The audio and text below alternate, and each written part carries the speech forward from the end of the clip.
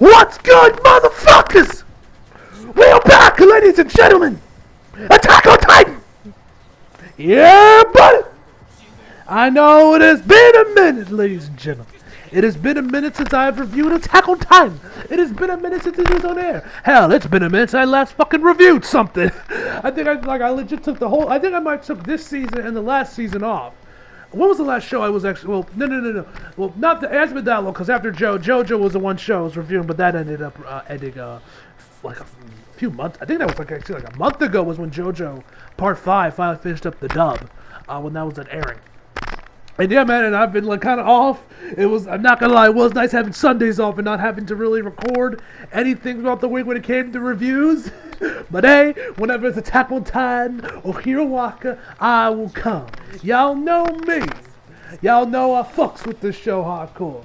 And man, this episode was fucking phenomenal, ladies and gentlemen. I absolutely love this episode of Attack on Titan. Shit's getting crazy, man. I'm absolutely in love. By the way, guys, if you guys if the review ends up taking a little bit longer than it usually does, like say you guys don't see the video until like either tomorrow or like late Sunday evening, that's because Takeover is also tonight as well. And it's starting like less than an hour. Yeah, like less than an hour. So yeah, once Takeover starts, I'm gonna watch Takeover, do my review, and then come back to this. But I at least wanted to get started my review before Takeover begins. Anyway, enough of me rambling. Let's just jump right into this episode. So we start this episode off with this dude. He's on this battlefield. There's gunshots everywhere. He has his arm out. Why this man got his arm fully extended out in the middle of a gunfight? Does he want to lose his arm? But hey, I digress. He's looking out there. There's like this crow or some sort of bird going out there, and he's like, "Oh, you better fly away. It's not safe out here, fly far away." And then one of the other guys, one of his other fellow Eldian soldiers, because he probably has the Eldian because he has the armband thing. And he's like, "Oh, you're alive!" And he's like, and he picks him up, puts like this helmet on top of him, and gets to like help him to deflect. It's like a bulletproof helmet or whatever, like those old ones from like World War II or whatever. So when he like gets him up on his shoulders, he like picks him up, and then they just start sprinting back towards where the trenches are. They eventually manage to get back there, and then I guess the captain or whatever comes over there and asks him to assess for what happened.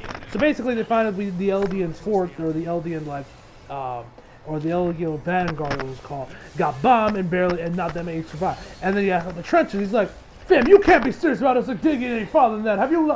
And the dude's like, "I can't. Did the Eldian just give me orders?" And the dude right behind's like, "Dude, watch your mouth." And so then we get back to Colt, and he's there with the rest of his friends or his group or whatever, and they're kind of telling we figure out that actually from the girl. Which, by the way, first off, when I first watched this episode, at least at the start of it anyway, I legit thought this was like a flashback with like Reiner back before the events of season 1, because I don't know about y'all, but a couple of these characters look very similar to characters that we've already seen in Attack on Titan. Just look like Colt straight up looks a lot like Reiner, and the chick, she looks like a mixture between Sasha and Hanji. I can't be the only one that kind of sees the similarities. Maybe I'm just going crazy, but I thought this was actually like a flashback of some sort at the start of it, because the characters did look similar to other characters. Anyway, so she tells them that they're going after this fort. I think it was called like Fort Zalva. I think it was called like Fort Zalva, and after they take that, they're going to win the war. Well, not necessarily the fort itself, the harbor behind it, where all the ships are going to bomb it all the way down into the ocean, and then that most likely will give them the victory in this war. And So they're but they first gotta take care of the fort, which has like all this like anti-Titan, gear or whatever, all this anti-Titan weaponry on it. So obviously they gotta take care of that first. And then afterwards, we get to this other guy. His name is Udo. And he's like patching up Colt, and this dude just starts ranting about how the Navy can't do shit. They're incompetent, jacket. And as he is ranting, this dude is like pulling on the bandages around the man's head, practically trying to crush the man's skull as he's going on and on and on. And I'm like, fam, calm the fuck down. You're gonna crack the man's skull open if you pull any harder than on his man. Like, calm down, fam. Calm down. So anyway, But anyway, afterwards, they kind of ask about like why, if they're going to take care of this fort or whatever, why are we Eldian soldiers here? And they basically use this, and they basically use the front line, or these are all like warrior candidates to inherit the Titan armors, to inherit the new Titan forms or whatever. And they're basically using this front line as like the final test to see who's ready to inherit the armored Titan, of course. And then we see like a shot of Reiner. He's inside his blimp. My boy's rocking a bit of a goatee, surprisingly. And one thing that I actually found kind of surprising about this episode is that there was no sign of Eren, Mikasa, Levi. None of the guys were actually in this episode. And it doesn't look like they'll be in the second episode either, although they might make it, although we might see them around the end. So which kind of surprised me about that. So I don't know. Maybe I wager by episode 3 we'll probably see Eren and the guys. I don't see them going much farther after that before we see Eren and everybody else. But we'll have to wait and see. Also, guys, of course, as we all know, this show was not done by Wit Studios. Instead, it was done by Mappa.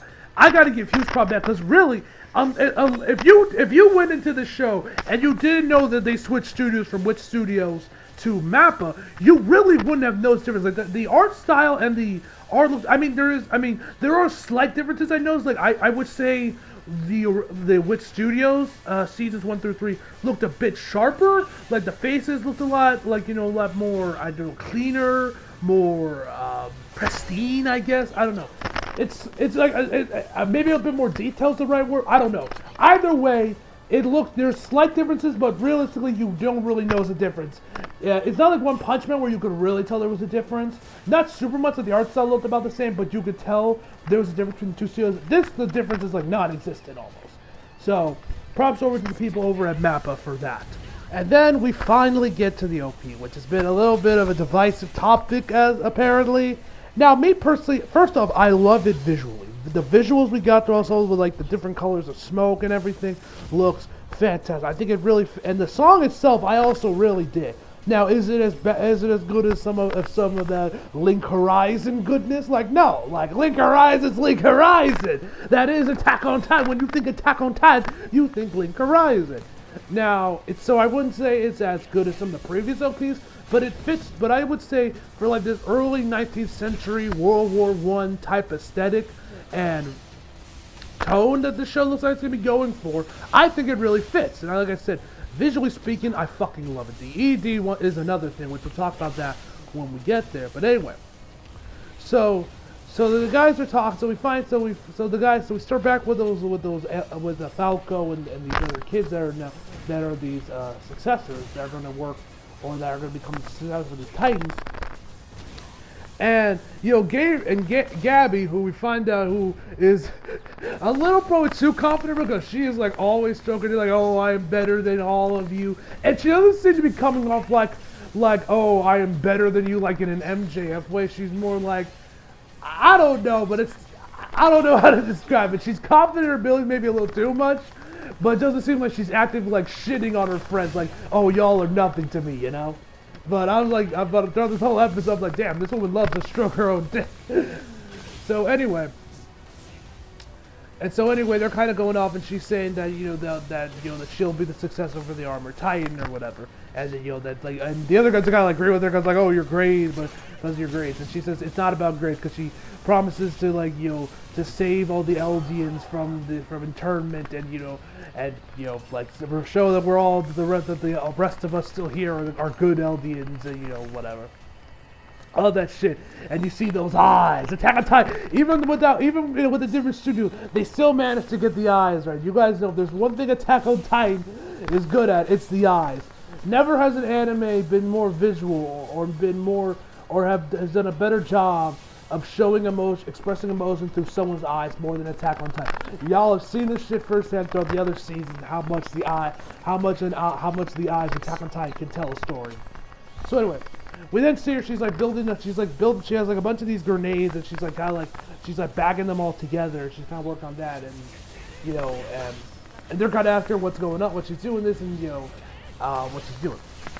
So then we see one of the commanders come out there. They're trying to figure out how to move to how they can finally get Zeke as well as Reiner to finally depart and unleash their Titan forms and go in there and win the battle. because first off you got the trenches on the other side with the enemy side. I'm slipping on their name. I don't think we actually got a name for those guys yet. The guys that are Marley are facing off against. I don't think we've gotten their name yet, or I might just be blanking on it. But so about them, so you got the trenches who have machine guns. So you obviously can't do a frontal assault, by just going out of the trenches and going up it. You obviously can't do that. So you got that. So obviously that can't work with the machine gun. There's also the rest of the area around on top of that where they could just bombard you with shells or whatever. So they're trying to figure out what they're going to do and then there's this armored like tank train or whatever, which has 4 cannons on, which are basically all anti-Titan cannons. So obviously there isn't really much to do. So their job is or he asked Colt if he has, because he doesn't think that will work, or I think he might have said that the plan won't work when he got out there. And he asked, and the commander was like, "Do you have any better ideas?" And he says, just let Jaw and Cardlu and Gillard and Pelk will get it done. They'll wipe out the trench and bunker in a flash. However, but he just denies that plan. If we play our cards right, we lose. So then they just decide, fuck, we'll just let this Eldian unit just go out there and do it. I think they said like 800 units were in this, where they had like 800 in this unit. And all of these guys looked scared shitless. Like, I feel like all of them are all having a mini PTSD attack, as they are shook.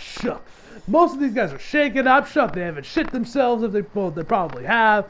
They all look absolutely fucking shook. And we find out that some of these guys are going to be straight up suicide bombers, so that explains that. And one thing I'm actually kind of curious about, because also we find out that the commander calls Marley the motherland, which is probably the most on-the-nose reference in Nazi Germany, and we'll get to that in a second, for all you guys that aren't really that well-versed in your American history, or world history, I guess. Allow me to educate you. So in case you guys did not know, Germany actually used to call it throughout the first 2 World Wars. I don't know if they probably still call their country this as well. Y'all know how Russia calls themselves Mother Russia, Well, in Germany, they call themselves the Fatherland. So Marley, which you can definitely see then the comparisons to Nazis and Nazi Germany, the motherland. He probably thought, the fatherland's too on the nose. We'll call it the motherland. And one thing I'm kind of curious about, for any of you guys that actually are well versed in your World War II, World War I history, was any of this used as like legit tactics by the Nazis, where they would send in units of Jews and pretty much be glorified bullet sponges to just send them out there to their deaths? Was that ever a thing the Nazis ever did during World War II? Because I found it kind of curious that we have that. It looks like that they were going to do that with the Eldians. So I'm curious if the Nazis ever did that with the Jews, like when they had them in the Holocaust or whatever. And if you guys are well versed in World War II, tell me down below if that was actually ever a thing or not. But anyway, so then Gabby comes in there and she decides that she wants to go in there and do it herself, and she presents to herself this little concoction she had with all these 7 grenades that she's kind of back together or whatever. Now at first it's like, the commander's like, "Do you know how much it costs for the country to pay your ass to train? Fuck no!" So, and then she starts to be like, "Oh, I know," and then she goes into her plan that she can get in there, and you might lose someone that is exceptional as I am, and of course is as cute, but that this plan should work, and that her plan will work. And so she says that, hey, if my plan works, you don't have to waste, sacrifice those 800 Eldians. And it's like, and if you fail, you only lose 1 promising student and 7 grenades. And then she starts to oh, I understand if you don't want to sacrifice me over these 800 soldiers, and then eventually he gives in and says, fine, you can go for it. So then she starts to undress herself, and actually, Falco actually starts blushing a little when she starts undressing. He's like, he looks away. I think my boy might have a crush on her, but we'll have to wait and see on that one, gentlemen. So anyway, she's pretty much in her knightly garb or whatever. She's in basically like a dress. And she also requests permission to remove her Eldian wrist or armband thing, in which he gets the permission to do so. So eventually, so she runs in. So she like walks up there with her hands up. She looks scared to death. And you see these two soldiers. They're looking at her, and they don't know what to do because they just see her, this little girl there, and they're like, and the one dude just saying to shoot. He's like, I don't know. You know if you shoot or do it yourself. And so one of the guys like kind of gets like looks down his sights and everything. But then she falls down to the ground, and then she just kind of sits there as she waits for the train to come into view or into range or whatever to throw the grenades. So she waits and waits and waits, and one of the guys, she first off had the grenades wrapped around her ankle. One of the soldiers like said that they noticed that she was carrying that something was on her ankle. So then when she falls down, she slowly starts to remove from her ankle and grab it and then when the train is finally in range, she just throws the grenades up there to the railing, which Manson goes under the tree and blow it up, which sends it right into like this trench area where the machine gun is. So you got two birds with one stone. I don't know if she planned for that to happen or that ended up just being a happy accident, but either way, the plan worked. So then she's like, woohoo! And then she just starts running, obviously running back to the Marleyan trench. And then one of the guys managed to survive this, and he's like, damn you, Marleyan cowards! That's why you all deserve to die! And he starts firing off the machine gun. Falco's rushing in there to go and save her. But then he manages to get her down back in the trench. And then we get introduced to this new Titan that I guess is called like the Lion Titan, judging from Foxen's thumbnail I just saw in my notifications. So I guess he's called the Lion Titan. I like the design of him. He looks pretty cool, and so he goes around and does his thing. And then we see a bunch of soldiers and Titans going at it, shooting up the other guys, and you just see like the war actually really start to go off on both sides. And there's one shot that I absolutely love that was beautiful. This dude, I'm assuming he's like an LDA, climbs up like this mountain of corpses, and once he finally gets to the top, you just see him, and then in front of him is just all the smoke and debris and gunfire, and the gunfire going off. It was a beautiful shot. Low-key might put that in the thumbnail. Have the size of that part. Yeah. Anyway, so then we also saw the Duck Titan. He too made his triumphant return, and this time rocking machine guns, and this time rocking machine guns on his belt. Or on his back, I should say, not his belt. So yeah, that was interesting to see the Duck Titan with also that like steel like face mask thing he's rocking as well. Looks kind of cool actually, not gonna lie. So they're going at, and then eventually we see the guys get back over to see Gabby and Falco make it back to the trench. And then Falco actually brings down this enemy soldier. He brings it into the trench and starts to patch him up. And she's like, "What are you doing?" She's like, "He's not a threat anymore. You were taking him as a prisoner or whatever." And she's like, "Do you really think you following the rules of war or whatever she said is gonna get you the armor? It's gonna earn you the armor Titan?" He's like, "I don't care. You just want." I guess so. He asks for like some bandages and he starts to patch the dude up. So then the dude starts to speak, and he's like, "Oh, Udo, you interpret for me. Tell him I stop the bleeding and everything." He's like, "Don't touch me. I'll be tainted. You devil," is what he's saying. Damn. My man out here goes through the trouble of saving your ass from the trenches, from no man's land, brings you in there, and this is how you treat him? Really, man? Disgraceful. At least disgraceful, man. Absolutely disgraceful. Anyway. So afterwards, we then see, we then get back to like that little blimp plane or whatever, with Zeke and Reiner. So they start to unleash like these guys. They got these guys like strapped up in like strap jacket bags or whatever, and they just send them off the plane, and they start to parachute down. So then Zeke and Reiner go out and jump out there. Well, first off, Zeke he's like, and he just screams, at which, man, it was nice to hear Dio's voice actor again, who voices Zeke. It was nice to hear that man's voice. I love Dio's Japanese voice. Fantastic. Anyway, so he screams out there, and then which in turn makes them all transform into the Titans. How the man screaming does that, I don't know, but whatever. So they start to go off so then they become Titans and they start doing their thing, and then eventually Reiner and Zeke jump down the plane and dive into and of course they parachute down. Actually, one thing I found kind of funny was actually Zeke is like parachuting, notices that there's still anti-Titan cannons operational. We see some of the Titans going down. Excuse me. And so with that, so he's like, okay, but now he knows where all of them are, and then he says walls, and then we get quick flashback back to Levi and to Aaron, the guys, and their cannons on their wall. And he says, I am so sick of tired of walls, and then he slices his hands and turns into Beast Titan, and Reiner also transforms as well. And I'm like, aren't we all, fam? Aren't we all tired of walls? So then they go at it, and then Reiner just starts laying motherfuckers out. Absolutely fucking badass, man. Absolutely, like, legit. This episode was fucking phenomenal, man. And just watching all the mayhem and destruction from these Titans in an urban war setting was very enjoyable to watch. But then those anti-Titan cannons meant to get some shots in on Reiner, and they actually like pierce through his armor. And then his entire his arm just blast off. He's like, what the hell? And it's that armored tank from before that Gabby destroyed. They actually had another one. So that one's going down, and then he loses another part of his arm as he's trying to rush over there. Then he finally smashes into it, and then once that part's done, he starts to signal to Zeke to go down. So I guess it was only Reiner that went down the first time. So Zeke comes down there, slices his hand, and of course transforms into Beast Titan, grabs some of these, I guess, artillery bullets, and then of course does his patented pitch. Unfortunately, they did not have this. Unfortunately, the soldiers on on the port did not have the speech of the ages to survive this onslaught. Unlike we did with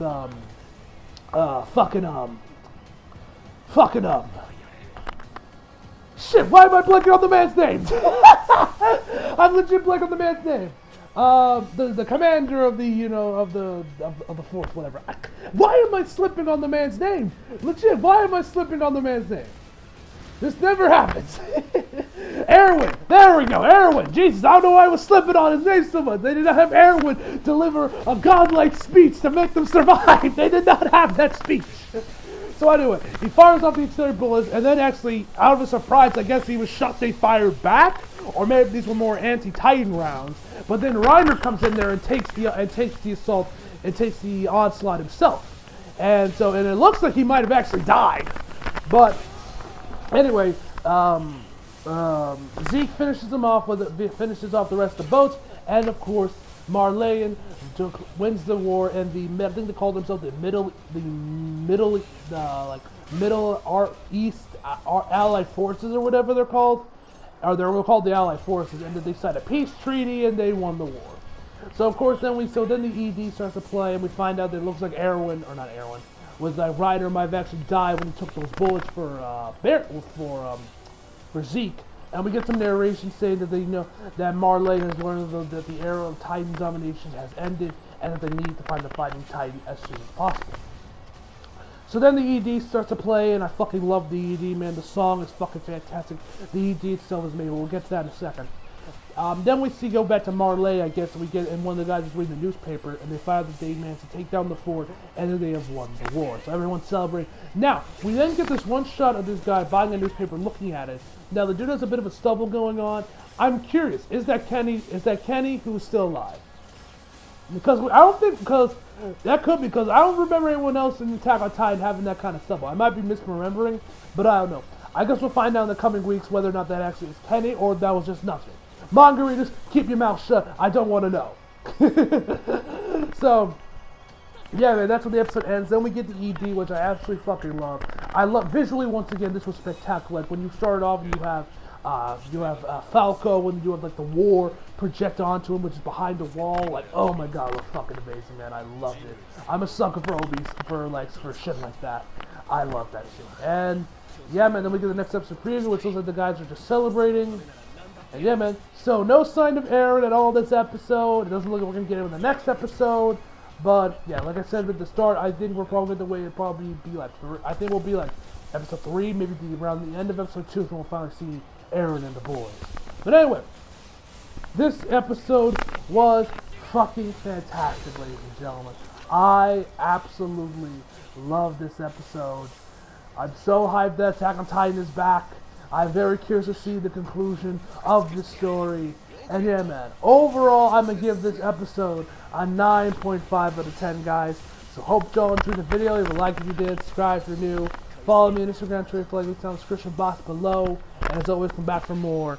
See you guys next time.